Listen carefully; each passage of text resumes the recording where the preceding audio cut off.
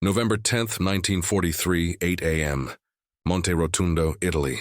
First Lieutenant Maurice Britt crouches in a defensive position north of Mignano. His company has just captured this mountain slope from German forces. Now they're digging in, preparing for the inevitable counterattack. Through the morning mist, Britt sees movement. Approximately 100 German soldiers advancing up the slope. They're coming in force, determined to take back this position. Britt's company is outnumbered at least 2-1. Standard military doctrine says to hold your position and wait for the attack. Maurice Britt isn't interested in standard military doctrine. He grabs his carbine, fills his pockets with grenades, and turns to his men. "We're counterattacking, follow me!" What happens in the next hour will earn him the Medal of Honor. It will make him the first American soldier in World War II to receive all 4 of the Army's top valor medals. And it will prove that the same aggression that makes a man great on the football field can make him legendary on the battlefield. Because 4 months earlier, Maurice Britt was catching touchdown passes for the Detroit Lions. June 29, 1919, Carlisle, Arkansas. Maurice Lee Britt is born to Maurice Lee and Virgie Britt. His parents are farmers in Lonoke County, working land they don't own, scraping by in rural poverty. The family moves to nearby Lonoke when Maurice is still young. He's born Morris on his birth certificate, but a school teacher later tells him his name is spelled wrong and changes it to Maurice. He doesn't discover the original spelling until decades later, when he finally sees his birth certificate. As a boy, Maurice wins a pair of size 13 shoes at a local fair. His friends start calling him Footsie, teasing him about his big feet. The nickname sticks for the rest of his life. At Lonoke High School, Footsie Britt becomes a local legend. He stands 6 feet 4 inches tall, towering over his classmates. He's fast, powerful, coordinated, a natural athlete in every sport he tries. Track, basketball, football, Britt excels at all of them. He's named captain of the track team, basketball team, and football team. But he's not just an athlete, he's also an excellent student. He wins essay contests, earns praise for his achievements in Latin and English. His senior year, his classmates elect him class president. In 1937, Maurice Britt graduates from Lonoke High School as valedictorian. College recruiters notice him, this tall kid from rural Arkansas who can do everything. The University of Arkansas offers him scholarships for both football and basketball. Britt accepts, packs his bags, and heads to Fayetteville. At the University of Arkansas, Britt majors in journalism. He becomes sports editor of the student newspaper, combining his love of athletics with his writing skills. He collects stamps, reads voraciously, writes feature articles. His teammates describe him as quiet and shy off the field, but fierce and competitive during games. On the football field, Britt plays end, what we'd call wide receiver today. At 6'4" with size 13 feet and blazing speed, he's a mismatch for any defender. He's named team captain and earns All-American honorable mention twice. NFL scouts start showing up to Arkansas games watching this big end from Lonoke. 1941, Britt graduates from the University of Arkansas with his journalism degree. The Detroit Lions draft him, offering $150 per game. In 1941, professional football isn't the cultural phenomenon it is today. The NFL is a small league. Players make modest salaries. Most people follow college football instead. But for a kid from rural Arkansas, playing in the NFL is a dream come true. Britt joins a Lions team that's struggling. The roster includes Byron "Whizzer" White, a running back who will later become a Supreme Court justice. It also includes fullback Steve Belichick, whose son Bill will one day coach the New England Patriots to 6 Super Bowl victories. But in 1941, the Lions are mediocre at best. November 16, 1941, Detroit.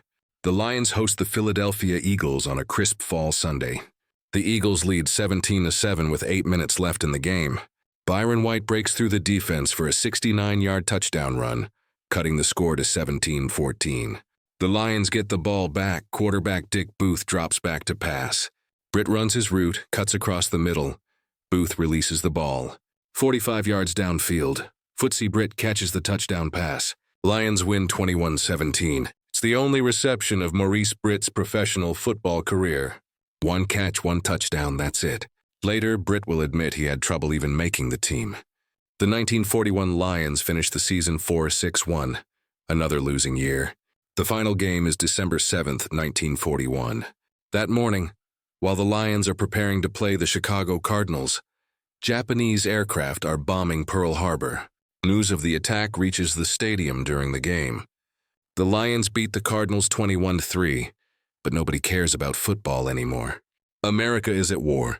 After the game, Maurice Britt packs his car and drives through the night back to Arkansas. His NFL career is over before it really began. He has something more important to do. 1942, Maurice Britt enlists in the United States Army as a second lieutenant. His college education qualifies him for officer training. He's assigned to Company L, 3rd Battalion, 30th Infantry Regiment, 3rd Infantry Division. The 3rd Infantry Division is known as the Rock of the Marne for its service in World War I. Now they're preparing for another war. October 1942, the 3rd Division ships out from the United States. Destination, North Africa. November 8, 1942, Operation Torch. Allied forces invade French North Africa at 3 locations. Lieutenant Britt lands at Casablanca, Morocco. This is his first combat, his first time under fire. The Vichy French forces resist half-heartedly. They don't really want to fight Americans. Britt leads his platoon in the assault on Fort Blondin. They take it quickly. After 3 days of fighting, the French surrender. Early 1943 Casablanca Conference. President Franklin Roosevelt and British Prime Minister Winston Churchill meet in Morocco to plan Allied strategy. Britt's regiment is assigned to provide security, serving as personal bodyguards for the 2 leaders. It's a prestigious assignment, but Britt wants to get back to combat. July 10, 1943, Operation Husky. The Allied invasion of Sicily. Britt comes ashore on the southern coast. His second amphibious landing. The fighting is brutal. Germans and Italians dug in on high ground. The 3rd Division begins a grueling march across Sicily. They cover 54 miles in just 33 hours to capture Palermo. It's one of the longest forced marches of the war. Britt leads his men through mountains, across rivers, under constant enemy fire. September 9, 1943, Operation Avalanche. The Allied invasion of mainland Italy at Salerno. Britt's 3rd amphibious assault. The Germans are waiting. They've fortified the beaches. Machine gun fire tears through the landing craft. Artillery shells explode in the surf. Britt leads his platoon off the beach and inland. Near Salerno, his unit encounters a German machine gun position. The gun is dug in, covering the only approach, pinning down the American advance. Britt doesn't wait for orders, doesn't call for backup. He leads an assault directly at the machine gun nest.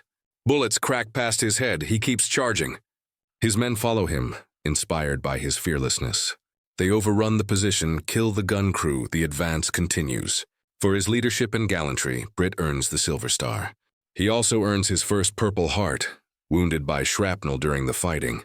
October 1943, the 3rd Division pushes north toward Rome. They encounter the Volturno Line, a series of German defensive positions along the Volturno River. The Germans are dug in on the far bank, machine guns and artillery covering every crossing point.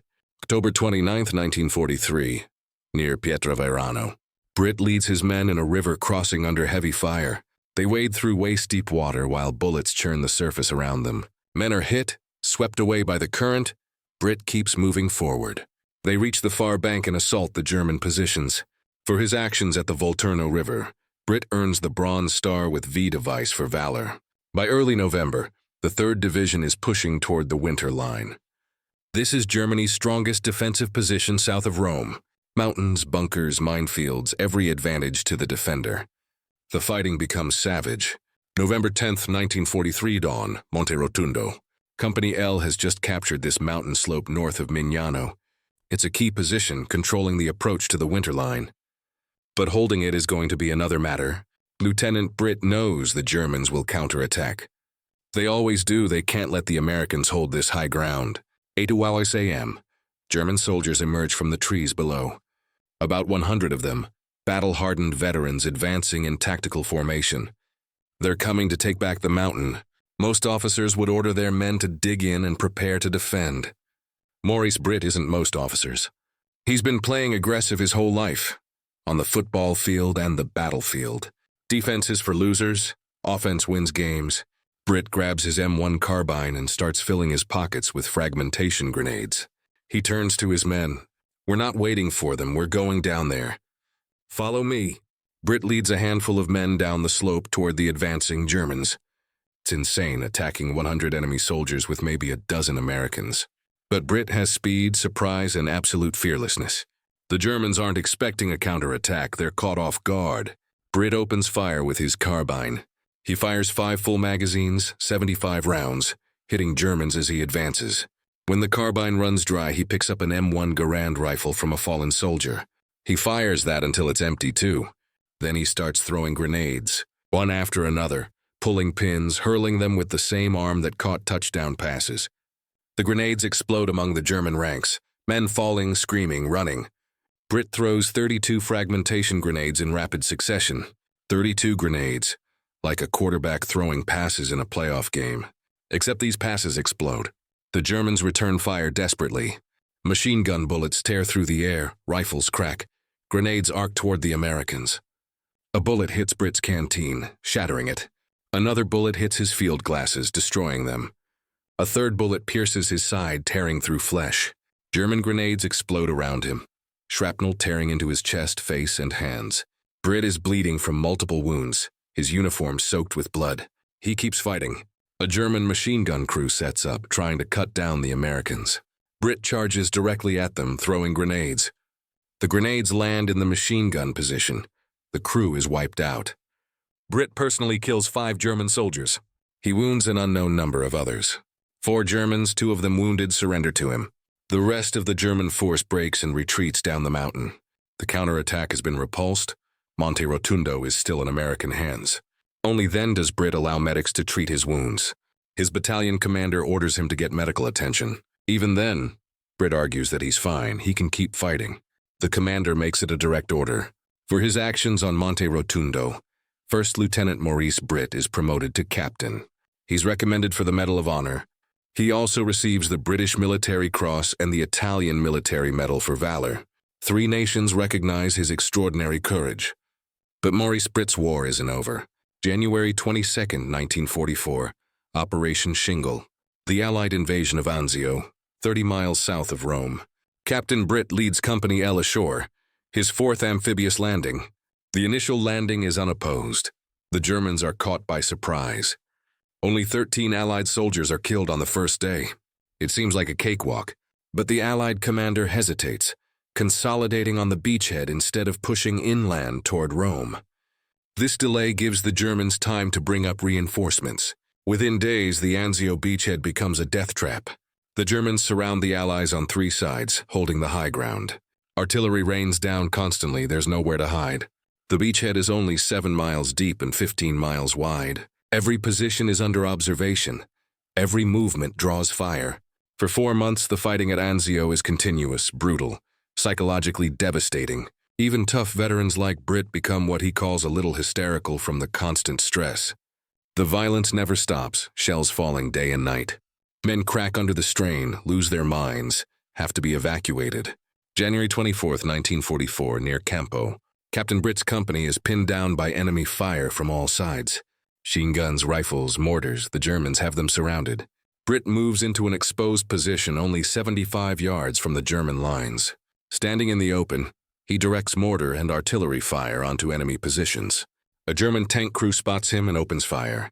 The tank's machine gun sprays bullets at Britt's position. Britt calmly directs an American tank destroyer's gunfire at the German tank. The tank is hit and withdraws. Britt then races across open ground to a nearby house. He sets up a machine gun at a window and starts firing. He helps man the gun until all visible enemy soldiers have been killed or driven to cover. Then he takes over direction of mortar and tank destroyer fire. Under his direction, American forces knock out 3 German machine guns, 2 personnel carriers, and several mortars. Finally, Britt leads his men in a counterattack that breaks the German assault. For his actions on January 24th, Captain Britt will earn the Distinguished Service Cross, second only to the Medal of Honor. February 1944, somewhere at Anzio. After a month of continuous combat, Company L has been decimated. Captain Britt knows all about the horrors of unrelenting battle. He's fought from North Africa to Sicily to Italy, earned the Medal of Honor. But Anzio is worse than anything he's experienced. The extreme violence, the constant stress, the never-ending artillery bombardment. One day, Britt is in a stone farmhouse that serves as his command post. He's standing at an open window looking out at the battlefield. He spots 6 German tanks moving toward his position. He grabs the radio, trying to call in supporting artillery fire. The first German tank fires. The shell screams through the air and slams into the farmhouse. It doesn't explode immediately. It passes through 3 stone walls. Then it detonates inside the room where Britt is standing. The explosion is massive. The concussion picks Britt up and hurls him across the room. Shrapnel tears through everything. The window casement is destroyed. Britt slams into the floor, dimly aware of plaster dust and debris settling around him. He tries to move, can't. He looks down at his right arm. It's gone, blown off at the elbow. 15 men were in that room when the shell hit. 5 are dead. 7, including Britt, are seriously wounded. Only 3 are unhurt. A private kneels beside Britt, applying a tourniquet to his arm. He uses the nearest thing he can find, a heavy rope. Britt is in severe shock, but the pain hasn't fully kicked in yet. The private gets him to drink water and swallow 6 sulfa tablets to prevent infection. Britt has a desperate craving for a cigarette. Someone gives him one and lights it for him. A sergeant drops down beside him. "Captain, I'm sorry, what are your orders?" "Hold the position," Britt mumbles through gritted teeth. "Hand over command of Company L to Lieutenant Iverson if he's still alive. Tell my wife I love her." Then Maurice Britt falls unconscious. His last thought before the darkness is that he's dying. But he doesn't die. Medics get him to a field hospital, then evacuate him to a hospital ship. From there, he's transported back to the United States. February 1944, Lawson General Hospital, Atlanta, Georgia. Captain Maurice Britt lies in a hospital bed, recovering from his wounds. His right arm is gone, amputated at the elbow. His left leg was fractured by the blast. Doctors removed 47 pieces of shrapnel from his back. Years later, when asked about his injuries, Britt will say something characteristic. "I sure was lucky. If I'd been standing a little further over, that shell would have killed me." While recuperating, Britt participates in a war bond tour.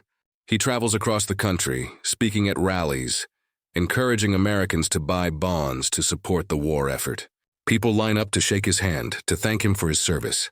June 5, 1944, University of Arkansas, Fayetteville. The university holds its commencement ceremony on the football field, the same field where Maurice Britt once caught passes and scored touchdowns. President Harry S. Truman is not present, but a representative reads the citation. "The President of the United States of America, authorized by Act of Congress, has awarded the Medal of Honor to First Lieutenant Maurice Lee Britt for conspicuous gallantry and intrepidity at the risk of his life above and beyond the call of duty." The citation describes everything: the counterattack on Monte Rotundo, the wounds, the 32 grenades. His bold, aggressive actions, utterly disregarding superior enemy numbers, resulted in capture of 4 Germans, 2 of them wounded. Lieutenant Britt's undaunted courage and prowess in arms were largely responsible for repulsing a German counterattack. The Medal of Honor is placed around Britt's neck on his old football field. The crowd gives him a standing ovation. December 1944, Captain Maurice Britt receives the Distinguished Service Cross for his actions at Anzio on January 24th. Combined with his Medal of Honor, Silver Star, and Bronze Star, Britt becomes the first American soldier in World War II to receive all 4 of the Army's top valor medals. He holds this record for only a few months. Another soldier from the 3rd Infantry Division will match his achievement. Audie Murphy, the most decorated American soldier of World War II. But Britt was first. December 27, 1944, Maurice Britt receives an honorable discharge from the United States Army. His war is over. He returns to Arkansas to his wife Nancy. They have 3 daughters, Andrea, Nancy Leah, and Patricia Ann, and 2 sons, Maurice Jr. and David Valor. David's middle name, Valor, reflects the circumstances of his father's heroism. The Brits settle in Fort Smith, Arkansas. Maurice joins his wife's family business, a furniture manufacturing company. He becomes a successful businessman, working with one arm, never complaining about his injuries. But there's not a day he doesn't feel pain from his wounds. The shrapnel that couldn't be removed, the phantom pain from his missing arm, the fractured leg that never quite heals right. For the rest of his life, Maurice Britt lives with the physical consequences of war. September 18, 1948, Little Rock, Arkansas. Arkansas dedicates the new War Memorial Stadium. The stadium honors those who lost their lives in World War I and World War II. Governor Ben Laney introduces the principal speaker, Maurice "Footsie" Britt, who wears with quiet dignity and peace the earned honors of his outstanding war record. Britt steps to the microphone, looks at the hushed, waiting crowd. A stadium comes to life on days like today, he says. It is easy for us, the living, to honor the sacrifices of the dead, for it helps us to assuage the guilt we should feel in their presence. Wars can be prevented just as easily as they are provoked, and we who fail to prevent them share in guilt for the dead. It's a powerful speech, delivered by a man who knows the cost of war. In '66, Maurice Britt enters politics. He runs for lieutenant governor of Arkansas as a Republican. His running mate is Winthrop Rockefeller, running for governor. They win, becoming the first Republicans to hold Arkansas's top 2 offices since Reconstruction. Britt serves as lieutenant governor from 1967 to 1971, 2 terms, working alongside Governor Rockefeller to modernize Arkansas. He's respected by both parties, a war hero who serves his state with the same dedication he showed in combat. 1986, Britt runs for governor of Arkansas. He loses to Bill Clinton. It's his last political campaign. 1993, NFL Films produces a feature on Maurice Britt's life. They interview him about his experiences in World War II. Britt is 74 years old now, his hair white, his face lined with age. But when he talks about the war, his voice is still strong. War is not as heroic as we sometimes try to make it, he says. It's mostly filth and sorrow and grime and all the bad things, and very little of the good things. He's asked about his Medal of Honor, about being called a hero. War is not romantic, and I don't want to romanticize it in any way, he responds. I remember dirt, filth, bugs, fatigue, futility, death, all those bad things. And I don't know anything good that comes out of war. November 26, 1995, Little Rock, Arkansas. Maurice Lee Footsie. Britt dies of heart failure at the John L. McClellan Memorial Veterans Hospital. He's 76 years old. The governor of Arkansas declares a day of mourning. Britt becomes one of only 2 lieutenant governors in Arkansas history to lie in state in the state capitol rotunda. The coffin is open, Britt's military coat hanging from the back of his favorite rocking chair beside the body. His medals are displayed on a nearby table. Medal of Honor, Distinguished Service Cross, Silver Star, Bronze Star, 3 Purple Hearts. British Military Cross, Italian Military Medal for Valor. An Army sergeant stands at the head of the casket throughout the 6 hours Britt lies in state. Thousands of Arkansans file past to pay their respects. November 30th, 1995, Calvary Baptist Church, Little Rock.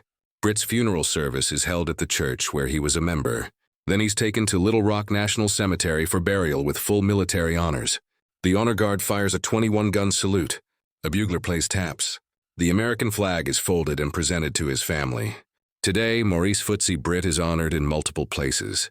The Captain Maurice L. Britt United States Army Reserve Center in North Little Rock bears his name. The Pro Football Hall of Fame displays his story as part of their World War II exhibit. The University of Arkansas honors him as one of their greatest alumni. But most Americans have never heard of Maurice Britt. They know other Medal of Honor recipients, the famous names. They don't know the kid from Lenoke with size 13 feet who became an NFL player. They don't know the lieutenant who threw 32 grenades in one battle. They don't know the captain who lost his arm at Anzio and still came home to serve his state. Here's what the story of Maurice Footsie Britt teaches us. True heroes don't seek glory. They just do what needs to be done. Britt could have stayed home. His NFL career was just beginning. Instead, he enlisted the day after Pearl Harbor and became an infantry officer. He fought in 4 amphibious landings, from North Africa to Anzio. He led from the front, never asking his men to do anything he wouldn't do first. On Monte Rotundo, when 100 Germans counterattacked, Britt didn't dig in and defend. He attacked, charging down the mountain with a handful of men. He threw 32 grenades, killed 5 enemy soldiers personally, repulsed the entire assault, and he did it while bleeding from multiple wounds. At Anzio, he lost his right arm to a German tank shell. Most men would have been broken by that, physically and psychologically. Britt came home, started a business, raised a family, served 2 terms as lieutenant governor. He never complained about his injuries, never used his Medal of Honor for personal gain. In fact, he downplayed his heroism every chance he got. War is not romantic, he said. I don't want to romanticize it in any way. He remembered the dirt, the filth, the death, all the bad things. But he also believed that some wars must be fought, that freedom is worth defending. And when his country called, Maurice Britt answered. The kid with the big feet who caught one touchdown pass in the NFL, the lieutenant who became the first to earn all 4 top Army Valor medals, the captain who lost his arm but never lost his dignity, the lieutenant governor who served his state with the same courage he showed in combat. Maurice Footsie Britt lies buried at Little Rock National Cemetery. His headstone is simple, white marble, listing his name and his service. It doesn't tell you about the mountain in Italy where he threw 32 grenades. It doesn't tell you about the farmhouse at Anzio where he lost his arm. It doesn't tell you about the decades he spent in pain, never complaining. But his story lives on, in the Army Reserve Center that bears his name, in the War Memorial Stadium, where he gave that powerful speech about the cost of war, in the memories of Arkansas, who remember their war hero and statesman, and in the lesson his life teaches us, that heroism isn't about seeking glory or fame. It's about doing your duty when the stakes are highest. It's about leading from the front when others would hide in the rear. It's about attacking when the odds say you should defend. And it's about coming home and serving your community with the same dedication you showed on the battlefield. Maurice Footsie Britt did all of that and more. From the football fields of Arkansas to the mountains of Italy. From the beaches of Anzio to the halls of the Arkansas State Capitol. He lived a life of service, sacrifice, and quiet heroism, and his story deserves to be remembered.